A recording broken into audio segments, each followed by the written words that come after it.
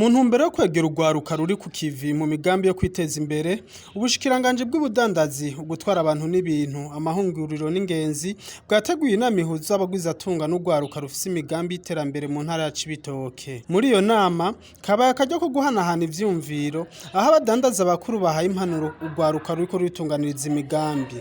Abari aho bashoboye kandi kubaza ku buryo bwiyaguye ibibazo abayobozi bakuru mu bwo bushikiranganji. Uwaserukiye ubushikiranganji aravuga intumbero y'iyo nama ndetse n'ico biteze. Hano mu ntara ya Cibitoke, ubushikiranganji bw'ubudandaji, gutwara abantu n'ibintu, amahinguriro hamwe n'ingenzi bwaratanguye umugambi novuga wo gutunganya amanama kugwaruka novuga rw'abagwizatunga bafise imigambi yo kwiteza imbere ndetse no guteza imbere igihugu.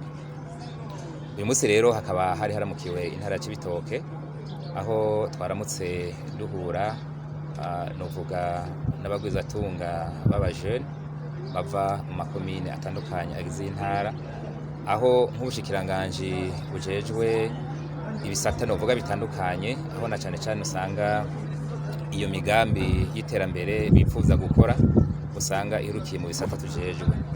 Aha rero intumbero nyamukuru nuko hari kubumviriza, tugaheza tukaganira, tukumva imigambi bafise, tukongera tukumva n'ingorane baba bahura nazo mu kurangura imigambi yabo, gutyo tugaheza tukaraba icyo tubafashije bivanye n'ibisata baba bariko barakoreramwo, kandi muri ivyo bisata naho akaba ari ibisata tujejwe.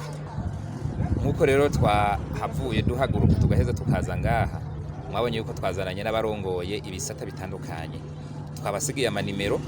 Ni ukuvuga rero ingene tuzokorana, no kuvuga uwuzoba afise ikimubakiye, uwuzoba afise ikimugoye azoca yegera umuyobozi mukuru w'igisata, baheze barabe ingene bashobora gukorana, na cane cane kugira uwo muntu afise nk'ikibazo bashobore kumutunganiriza.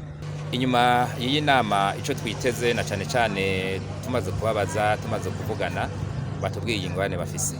Nyumvikane neza rero yuko inyuma y'iyi nama nuko kuri ivyo ngorane batubwiye tugiye kuraba ico twofashanya nabo kugira tuzitorere umuti, mu ntumbero yuko imigambi bihaye, imigambi bariko bararangura iyo ja mu ngiro yoshoboka.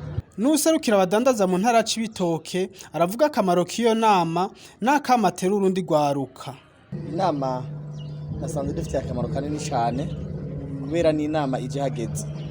Turavye ingene urudandaza rugenda mu ntara ya Cibitoke, here ku badandaza canke abariko bashaka kwinjira mu budandaji, baradusiguriye neza abariko binjira mu budandaji, abatari bwabimenye neza aho boca.